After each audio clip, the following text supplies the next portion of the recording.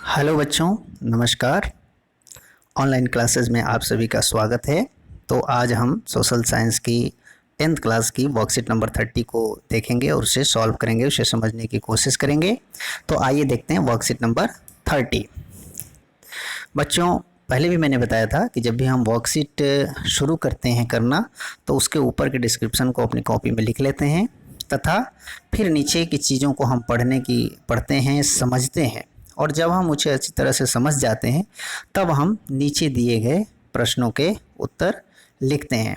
देखिए, इसमें भी 4 प्रश्न दिए हुए हैं। इन्हीं 4 प्रश्नों के हमें उत्तर देनी है। ये उत्तर इसलिए देनी है ताकि ये जाना जा सके कि हमने वर्कशीट में दिए गए थीम को, दिए गए सिद्धांत को, विचार को हमने कितना समझा है।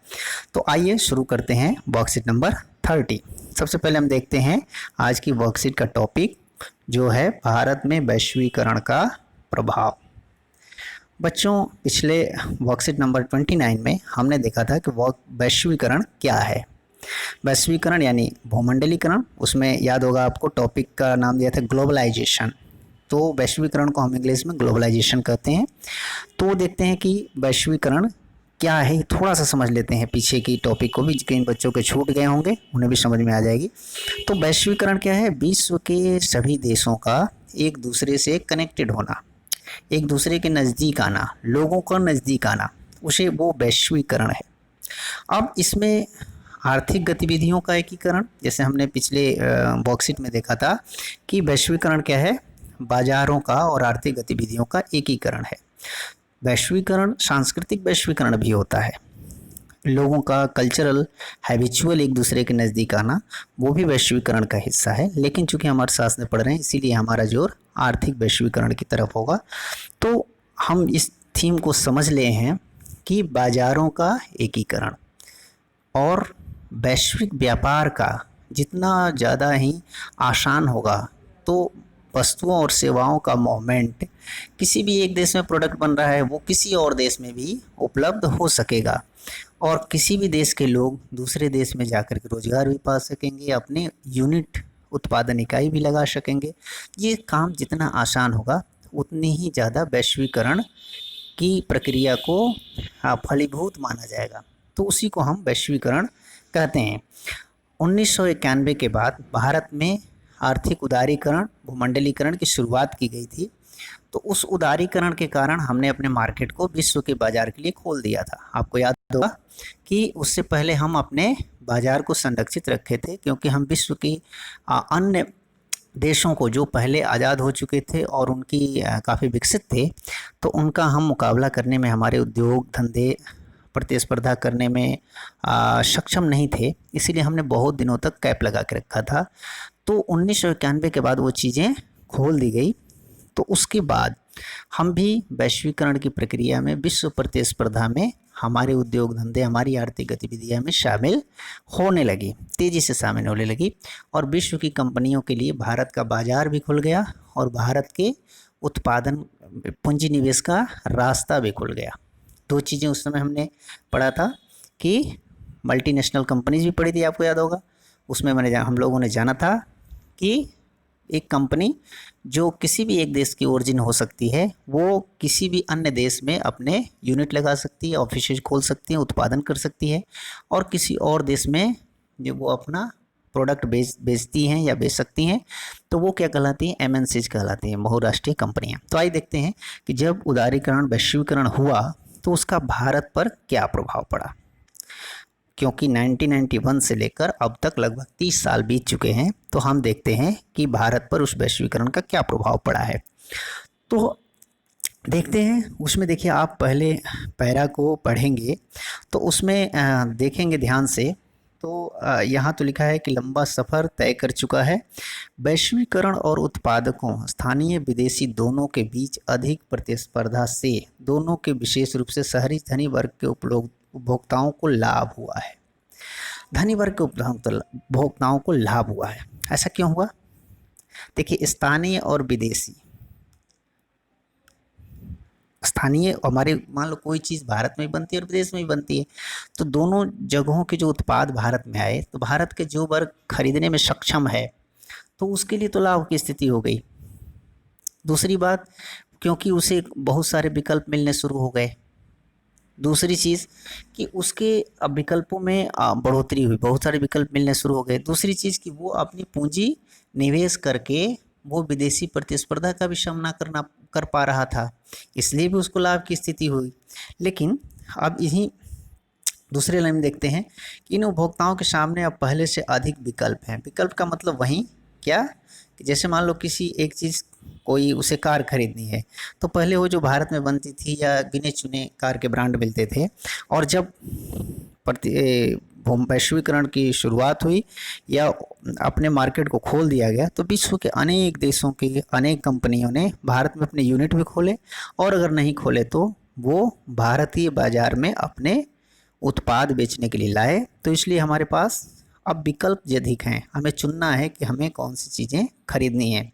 तो इसलिए वो धनी वर्गों को क्या हुआ, लाभ हुआ। वे अब कई उत्पादकों के लिए बेहतर गुणवत्ता और कम कीमतों का आनंद लेते हैं। अब देखिए यहाँ अगर बेहतर गुणवत्ता, कम कीमत, अब क्या हुआ, अब जैसे मान लो किसी बाज़ार में कोई एक वस्तु उपलब्ध है, वो हमें खरीदनी है, तो क्या होता है कि उसकी कीमत मनमानी हो जाती है, एकाधिकार हो जाता है, तो वो अपनी मनमानी कीमत वसूलता है। लेकिन अगर उसी चीज़ को दूसरी कंपनी का भी चीज़ उपलब्ध हो, तो वहाँ पर एक प्रतिस्पर्धा हो जाती है, और ये दिखाया जाता है कि जो गुणवत्ता अच्छा हो और कीमत कम हो, उपभोक्ता उसे खरीदना चाहेगा। आप भी नहीं चाहेंगे ना कि भाई अच्छी क्वालिटी मिल जाए और कीमत कम से कम मिले। तो 2, 4, 5 कंपनियां हैं, तो उनमें आपस में प्रतिस्पर्धा होती है कि भाई हम अच्छे, ये क्वालिटी हमारी अच्छी है, ये क्वालिटी हमारी अच्छी है, और कीमत भी हमारी कम है। तो इस तरह से गुणवत्ता में सुधार हुआ, क्योंकि बाकी जिनकी गुणवत्ता खराब थी उन पर भी प्रेशर पड़ा कि वो भी अपनी प्रोडक्ट की गुणवत्ता बढ़ाएं। तो इस तरह से उपभोक्ताओं को इस मामले में लाभ हुआ कि उन्हें गुणवत्ता में बेहतर गुणवत्ता मिला, और प्रतिस्पर्धा होने के कारण कीमतें कम हुई। लेकिन अब ये एक लाइन में देखिए यहाँ क्या लिख रहा है, उत्पादकों और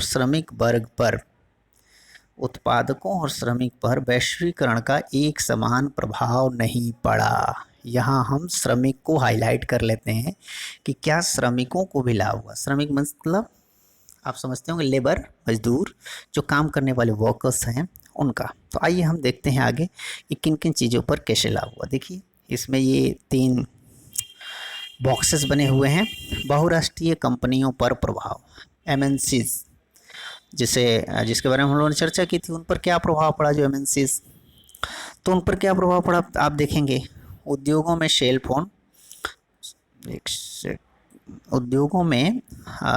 फोन, इलेक्ट्रॉनिक्स, सॉफ्ट ड्रिंक, ये सब चीज़ें बनाने वाली जो कंपनियां थी, इनमें निवेश बढ़ा। बैंकिंग में भी निवेश बढ़ा, मतलब विदेशी कंपनियां आकर के भारत में पैसा लगा करके भारत में यूनिट खोली और भारत में प्रोडक्ट उत्पादन शुरू किया। क्यों शुरू किया, इसके 2 कारण थे।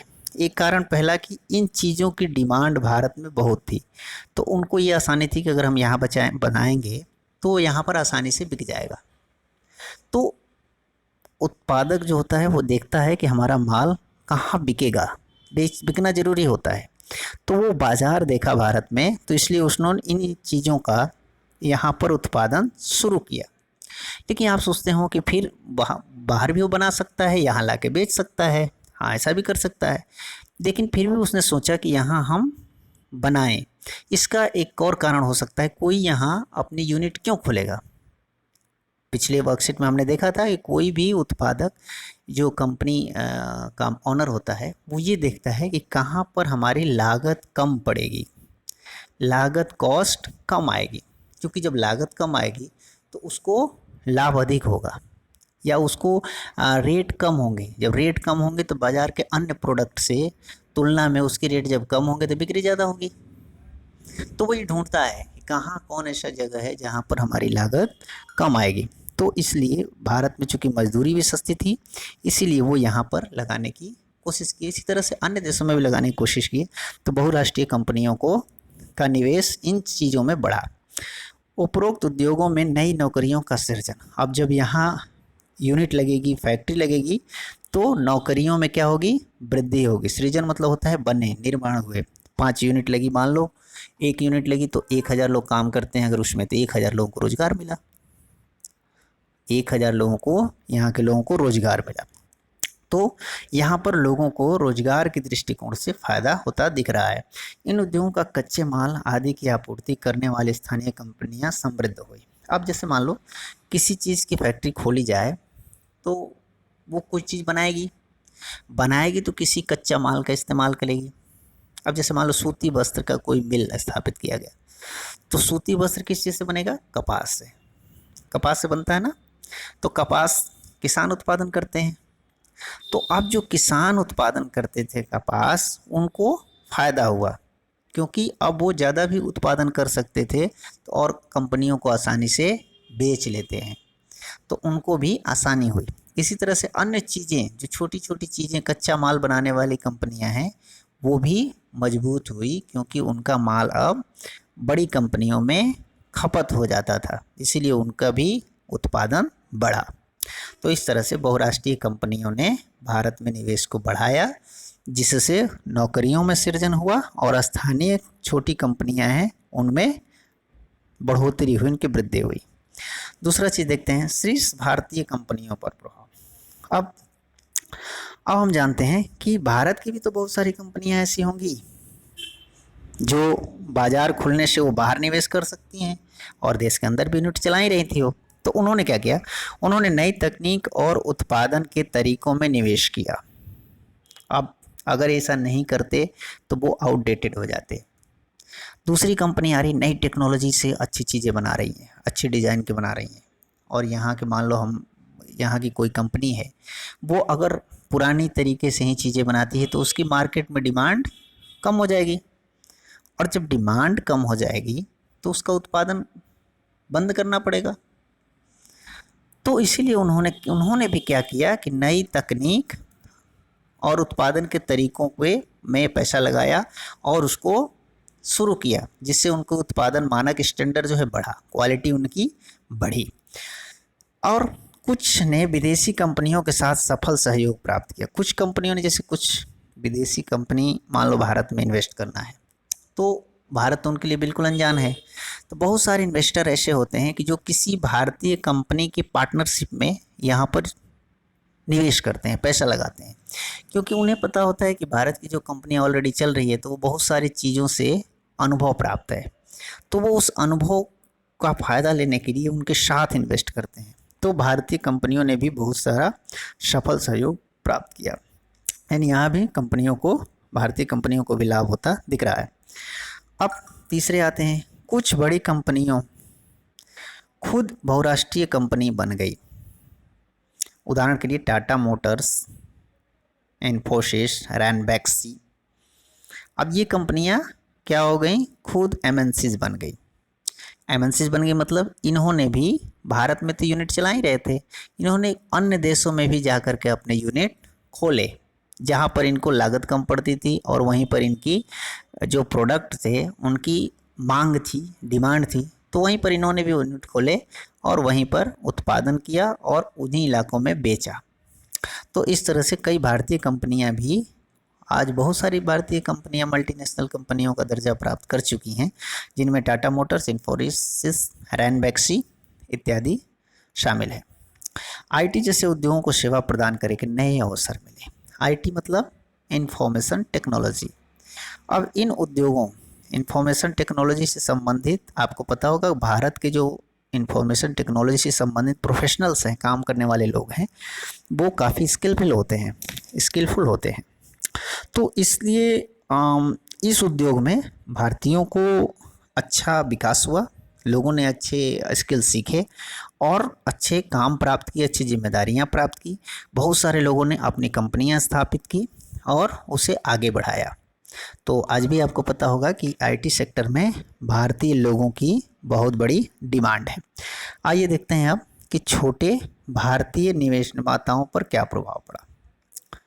छोटे भारतीय निर्माताओं पर प्रभाव, आप देखिए, ये तो देखा हमने था एमएनसीज पर क्या प्रभाव पड़ा, भारत के जो बड़े उद्योगपति थे उन पर क्या प्रभाव पड़ा। छोटे छोटे लघु और कुटीर उद्योग चलाने वाले भी लोग होंगे, उन पर क्या प्रभाव पड़ा। तो उनके लिए हम देखते हैं इसमें अगर हम इसे पढ़ेंगे तो समझ में आएगी। बहुत सारे छोटे निर्माताओं के लिए वैश्वीकरण ने कुछ चुनौतियां पेश की।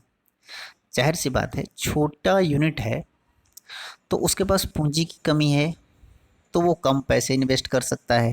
तो कई बार पैसे इन्वेस्ट करने के चलते उसकी लागत कॉस्ट ज़्यादा आती है पर प्रोडक्ट, क्योंकि कई बार हम मशीन बड़े उद्योगपति मशीन के द्वारा उसको उत्पादन कर लेते हैं, टेक्नोलॉजी लगा देते हैं, तो उनकी जो लागत है वो कम हो जाती है। तो लागत कम हो जाती है तो उनकी मार्केट में उस वस्तु की कीमत कम हो जाएगी।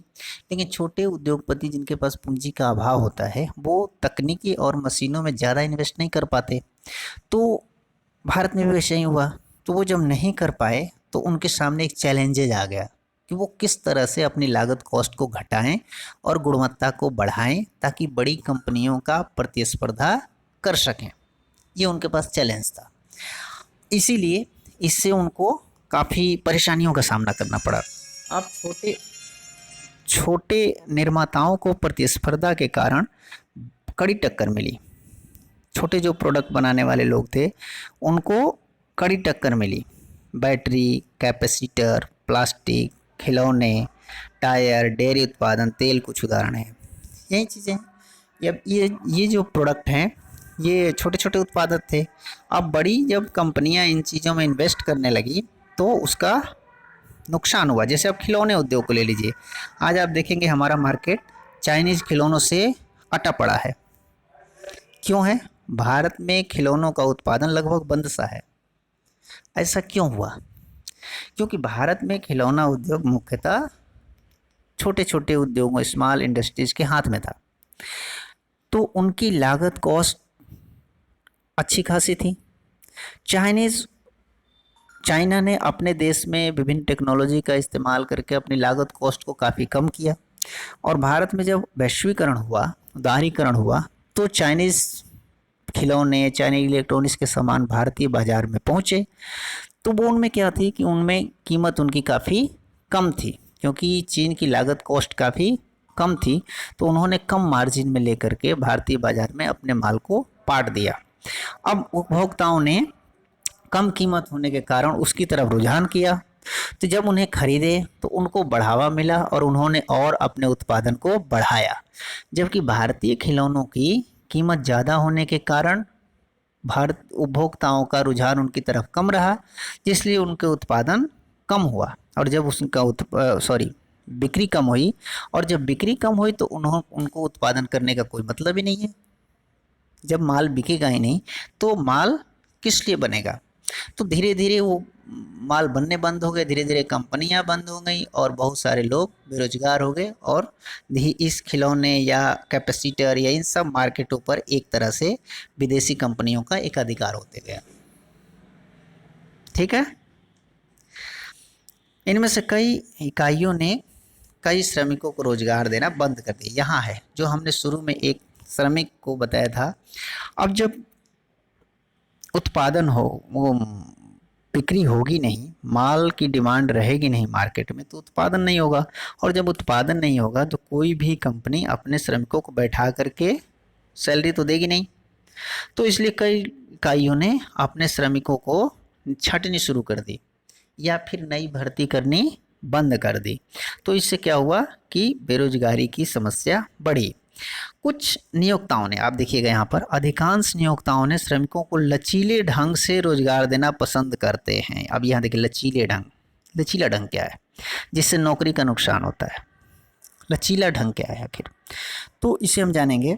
यहाँ पर वो छटनी शुरू कर दी। अब जो यूनिट किसी भी तरह से अपने यूनिट को चला रहे थे, उन्होंने अब लोगों को काम स्थायी तौर पे न देने के बदले वो क्या करते थे, टेम्पररी रख लेते थे। क्योंकि जब भाई वो कहते थे कि जब हमारे माल की डिमांड होगी, मार्केट में माल बिकेगा या मार्केट से हमको डिमांड आएगी, तब आपको हम काम पर बुलाएंगे, और जब आप काम करेंगे तब आपको हम सैलरी देंगे। क्योंकि मार्केट में हमारी डिमांड ही नहीं है तो हम आपको रोक करके बैठा करके पैसे नहीं दे सकते। कहीं ना कहीं उनकी भी बातें सही थी, लेकिन ये श्रमिकों के लिहाज से कि बेहद ख़राब स्थिति है, क्योंकि वो फिर कहाँ जाएगा? उसको खर्चे, उसके अपने जीवन स्तर को मेंटेन करने के लिए उसे तो डेली खर्चे चाहिए, लेकिन उसको काम डेली नहीं मिल रहा है, या जब मिल भी रहा है तो हर महीने की उनकी सैलरी कंसिस्टेंट नहीं है।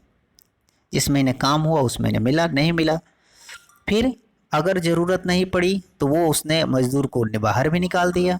तो ये है लचीला ढंग। इसी लचीले ढंग के कारण श्रमिकों के लिए माना जाता है कि श्रमिकों के लिए बहुत स्तर तक वैश्वीकरण का चुनौतियां पेश की और उनको कम लाभ हुआ। ठीक है, तो आइए हम देखते हैं इसके आगे कि विदेशी निवेश आकर्षित करने के लिए उठाए गए कदम। अब हम कुल मिलाकर के देखते हैं, अगर आपने समझे होंगे तो ये समझ पाए होंगे कि विदेशी निवेश के कारण या वैश्वीकरण के कारण हमारे समाज को फ़ायदा हुआ, भारत को फ़ायदा हुआ। अगर हम श्रमिकों के कुछ पहलुओं को छोड़ दें तो ओवरऑल भारत में कुल उत्पादन यानी जीडीपी जिसे कहते हैं, ग्रॉस डोमेस्टिक प्रोडक्ट, उसमें वृद्धि हुई।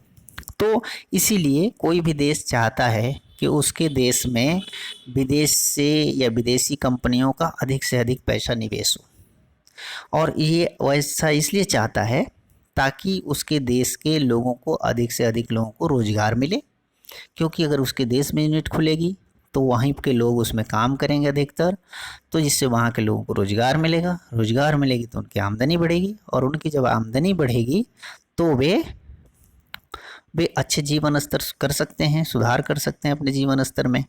तो इसलिए हर देश अपने देश में इन्वेस्टमेंट चाहता है, फॉरेन इन्वेस्टमेंट चाहता है, यानी विदेशी निवेश आकर्षित करना चाहता है। अब एक इसमें एक बॉक्स जो ये है पहला, ये SEZ से संबंधित है। SEZ। अब SEZ क्या है? Special economic zone. आप देखेंगे यहाँ पर, इसमें अगर आप पढ़ेंगे तो समझ में आएगा आपको। मैं आपको बताते जा रहा हूँ कि असल में SEZ है स्पेशल इकोनॉमिक जोन। कुछ क्षेत्र को, जैसे भारत के कुछ क्षेत्र को ऐसे डिनोट कर दिया गया कि यहाँ पर अगर कोई विदेशी कंपनीज निवेश करती है तो उनको विभिन्न तरह की छूट दी जाएगी। कोई भी विदेशी निवेशक किन परिस्थितियों में निवेश करना चाहेगा? हमने देखा था उस समय कि भाई क्यों निवेश करना चाहेगा? यदि उसको वहाँ पर लागत, उत्पादन कॉस्ट कम आए, उत्पादन लागत कम आए, तो कम आए और उसके बाद उसकी पूंजी सुरक्षित रहे, जो उस वहाँ पर लगाए वो पूंजी उसकी सुरक्षित रहे। तो इसलिए स्पेशल इकोनॉमिक जोन लगाया गया ताकि विदेशी कंपनियों को आकर्षित किया जा सके, आप यहाँ पर लगाइए, हम आपको विभिन्न तरह की रियायत देंगे। उनमें से आपकी पूंजी की हिफाजत के साथ साथ आपको टैक्सेशन में छूट, बिजली, पानी, सड़क, भंडारण इत्यादि चीज़ों का हम सुविधा उपलब्ध कराएंगे ताकि आपको कोई दिक्कत नहीं हो। वहीं कुछ समय के लिए टैक्सेशन में छूट दी जा सकती है, यानी आपसे कोई कर नहीं लिया जाएगा। इससे क्या है कि वो सोचते हैं कि अच्छा 5 साल तो चलो टैक्स नहीं लिया जाएगा, तो 5 साल में हम अपनी यूनिट वहाँ पर स्थापित करके हम अपनी पकड़ मजबूत बना लेंगे, ताकि आगे टैक्स जब लगे भी तब भी हमें अधिक से अधिक लाभ हो सके। इसके साथ ही श्रम कानूनों में लचीलापन भी रहा। देखिए, अब यहाँ पर भी देखिए क्लियर लिखा हुआ है कि श्रमिकों को नियमित रूप से काम पर रखने की बजाय काम में तीव्र दबाव होने पर कंपनियां छोटी अवधि के लिए लचीले ढंग से काम पर रखती हैं।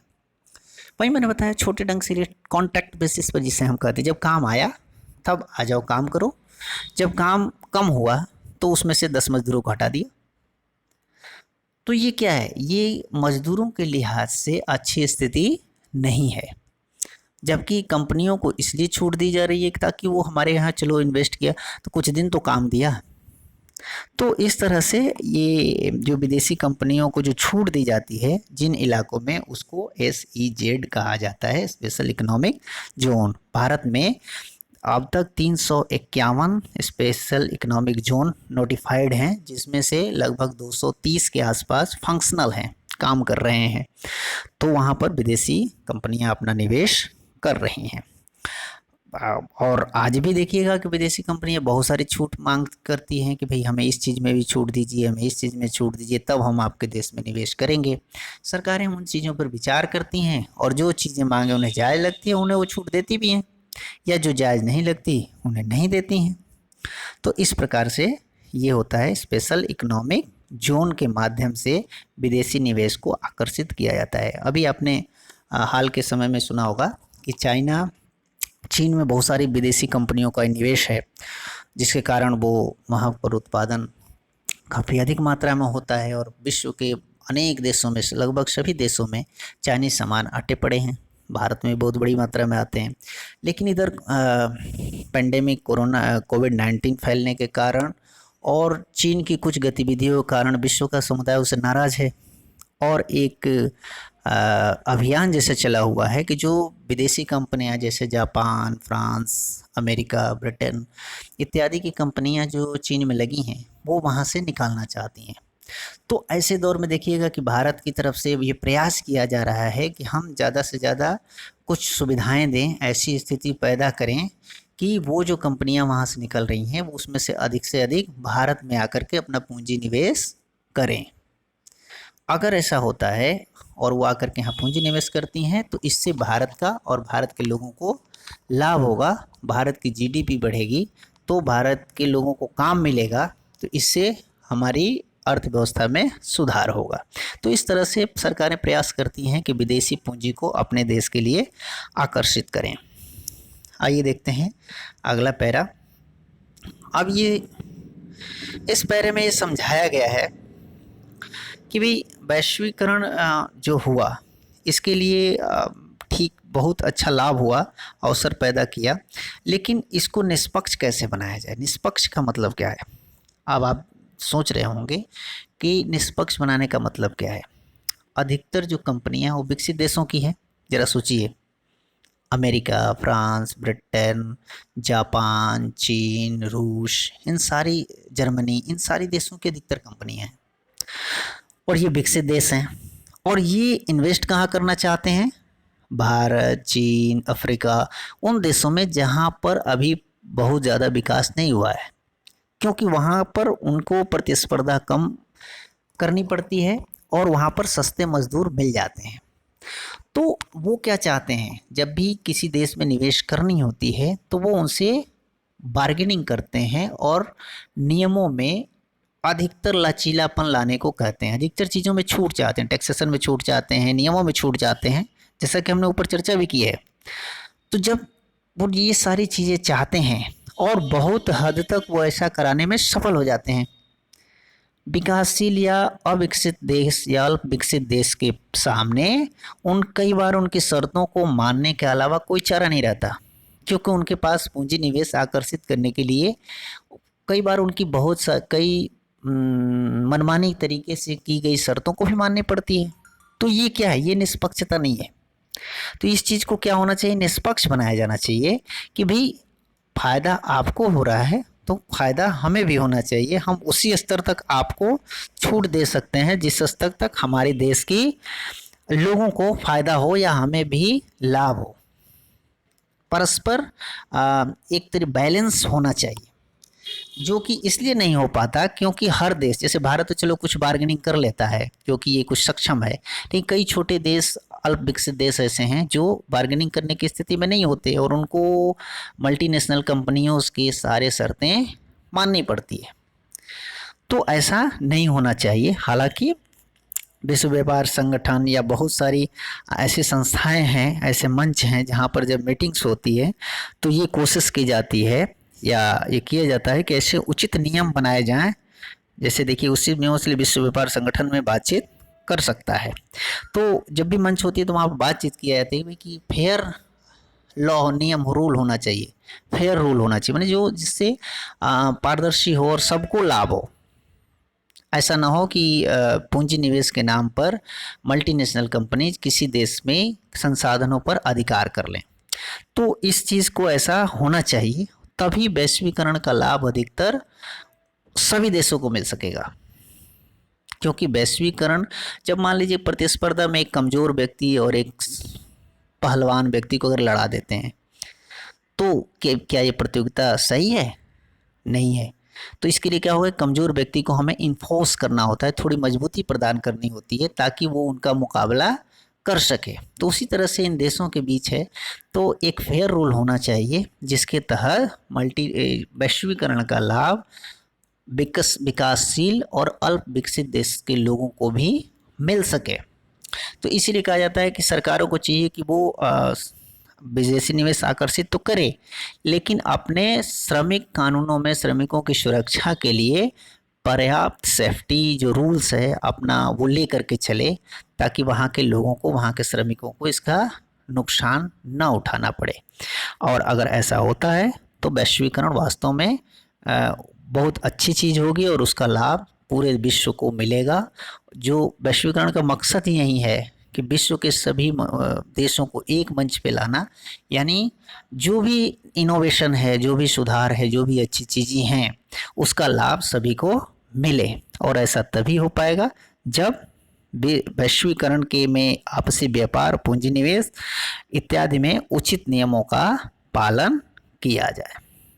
उम्मीद है आप सभी को ये वर्कशीट समझ में आ गई होगी। तो आइए थोड़ा सा आपके प्रश्नों पर भी प्रकाश डालते हैं। अब जब आपने इतने लेक्चर को ध्यान से सुना होगा और इसे पढ़े होंगे तो इसको आप आसानी से उत्तर दे सकते हैं, लेकिन मैं थोड़ा सा आपको मदद करता हूं इसमें कि कैसे इन प्रश्नों को उत्तर आप लिखेंगे। पहला प्रश्न है, वैश्वीकरण का प्रभाव सभी के लिए फायदेमंद साबित नहीं हुआ है। क्या आप इस कथन से सहमत हैं?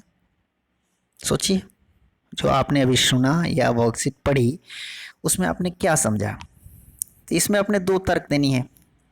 क्या ये सभी के लिए फायदेमंद साबित हुआ है? आपने ऊपर देखा कि ये बहुतों के लिए फायदेमंद साबित हुआ है, लेकिन सभी के लिए फायदेमंद साबित नहीं हुआ है। तो इससे हम सहमत हैं। सहमत होंगे आप, और जब आप सहमत होंगे या असहमत भी हो सकते हैं, बोले कि उसके समर्थन में तर्क देनी पड़ेगी।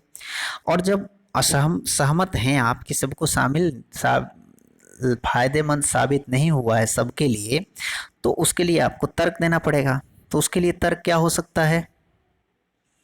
भाई श्रमिकों को तो पूरा फायदा नहीं मिला, उपभोक्ताओं को लाभ हुआ है, लेकिन श्रमिकों को उतना फायदा नहीं हुआ।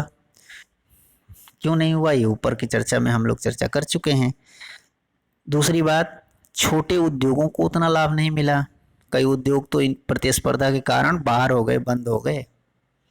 तो ये दो कारण हो गए कि श्रमिकों को उसका पूरा लाभ नहीं मिला, बल्कि उनका शोषण बढ़ा। और दूसरा, छोटे, लघु और कुटीर उद्योगों को भी इसका उतना लाभ नहीं मिला जितना मिलना चाहिए। दूसरा है SEZ क्या है? इसको अभी हमने चर्चा की है थोड़ी देर पहले, स्पेशल इकोनॉमिक जोन।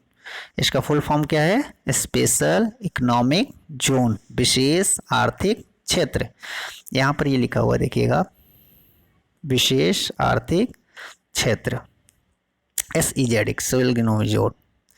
और ये क्या है भाई कि यहाँ पर ये ऐसे हर देश जो है कुछ इलाके को आइडेंटिफाई करता है और उसे SEZ घोषित करता है, और उसमें विदेशी निवेश करने वाले कंपनियों को विशेष तरह की छूट और सुविधाएं दी जाती हैं ताकि वो वहाँ पर निवेश कर सकते हैं। अगर उन्होंने विदेशी निवेश को आकर्षित करने में कैसे योगदान दिया, तो वहाँ पर क्या हुआ? बिजली, पानी, सड़क, परिवहन, भंडारण, मनोरंजन और शैक्षिक सुविधाओं जैसी विश्वस्तरीय सुविधाएं मिली। 5 वर्ष, शुरुआती 5 वर्षों के लिए कर का भुगतान नहीं करना पड़ा। श्रम कानून में लचीलापन रखा गया। तो इससे क्या हुआ कि विदेशी कंपनियां वहाँ पर अपनी सुविधाओं को देखते हुए विदेशी निवेश करने के लिए आकर्षित हुई। ठीक है, समझ गए? चलिए आगे बढ़ते हैं। तीसरा प्रश्न देखते हैं। करे, रमन एक जूता बनाने वाली फैक्ट्री में एक स्थायी कर्मचारी रूप में काम करते। स्थायी मतलब समझते हैं? साल भर उसे काम मिल रहे थे या साल भर उसे सैलरी मिल रही थी। प्रतिस्पर्धा के कारण कारखाने बंद हो गए और उन्होंने अपनी नौकरी खो दी, नौकरी से निकाल दिया गया। उन्हें कंपनी द्वारा पिछले वेतन के लगभग आधे पर, पीछे मान लो उसको 10,000 रुपये मिलता था तो अब उसे 5,000 मिल रहा है, काम पर रखा गया था। जो अस्थायी आधार पर कम अवधि के लिए लचीले ढंग से श्रमिकों को काम पर रखा था। देखिए, रमन और उसके साथी कर्मचारियों पर इसका क्या प्रभाव हुआ होगा, उन्हें किस तरह नुकसान हो सकता है। ये आप खुद सोच करके लिख सकते हैं कि उन पर क्या प्रभाव हुआ होगा। रमन और उनके साथी काफ़ी निराश हुए होंगे, हताश हुए होंगे, क्योंकि उनकी स्थायी नौकरी चली गई। दूसरा, और उनका क्या नुकसान हुआ भाई, उनके एक तो पहले सैलरी की नुकसान हुई, जो उन्हें पहले पूरी मिलती थी अब आधी मिलती है। और तीसरी चीज़, उन्हें अस्थायी काम पे रखा गया है, उन्हें कभी भी नाम काम से हटाया जा सकता है, पूरे साल उनको काम नहीं मिलता, इसलिए उनको सैलरी और ज़्यादा कम हो जाएगी। लचीले ढंग से रखा गया है, यानी उन्हें कभी भी बुलाया जा सकता है और कभी भी निकाला जा सकता है। काम पर भी काम ज़्यादा है तो ज़्यादा घंटे के लिए भी बुलाया जा सकता है, और या कम घंटे बुला करके उनकी सैलरी काटी जा सकती है। तो ये सारी चीज़ें उनको काफ़ी नुकसान हुआ। अब चौथा प्रश्न में देखते हैं, निष्पक्ष वैश्वीकरण से क्या अभिप्राय है। क्या आपको लगता है निष्पक्ष वैश्वीकरण द्वारा समानता और न्याय कैसे सुनिश्चित किया जा सकता है। मैंने बताया था जब इस पैरा को हम लोग चर्चा कर रहे थे कि निष्पक्ष वैश्वीकरण क्या है, ऐसा वैश्वीकरण जिसमें जो विकसित देश हैं या बड़ी कंपनियों से अल्प विकसित या विकासशील देशों को सुरक्षा प्रदान किया जाए, या विकसित और विकासशील देशों के बीच वैश्वीकरण होने से विकासशील और अल्प विकसित देशों को सुरक्षा प्रदान किया जाए, ताकि उन्हें उस प्रतिस्पर्धा को मुकाबला करने का प्रोत्साहन मिले और वो अपने हितों की रक्षा कर सकें। ठीक है, क्योंकि खास तौर से इसमें सबसे ज़्यादा नुकसान विकासशील और अल्प विकसित देशों को होता है, क्योंकि वो प्रतिस्पर्धा नहीं कर पाते। तो उसी को हम निष्पक्ष वैश्वीकरण कहते हैं, जहाँ पर सभी के हितों का ध्यान रखा जाए और इस तरह से व्यवस्थित किया जाए, वैश्वीकरण इस तरह से व्यवस्थित किया जाए कि इसका अधिकतम लाभ पिछड़े देशों को मिल पाए, पिछड़े देशों को अधिकतम लाभ मिल पाए, ताकि वहाँ के लोगों का भी जीवन स्तर सुधर सके। क्या आपको लगता है कि निष्पक्ष वैश्वीकरण द्वारा समानता और न्याय सुनिश्चित की जा सकती है। बिल्कुल, अगर वैश्वीकरण निष्पक्ष हो तो इसका लाभ पूरे विश्व को मिलेगा और विश्व के सभी देश के सभी लोगों का विकास हो सकेगा, उनको सुविधाएं मिल सकेगी, बेहतर जीवन स्तर मिल सकेगा, और इस तरह से समानता और न्याय की सुनिश्चित की जा सकती है।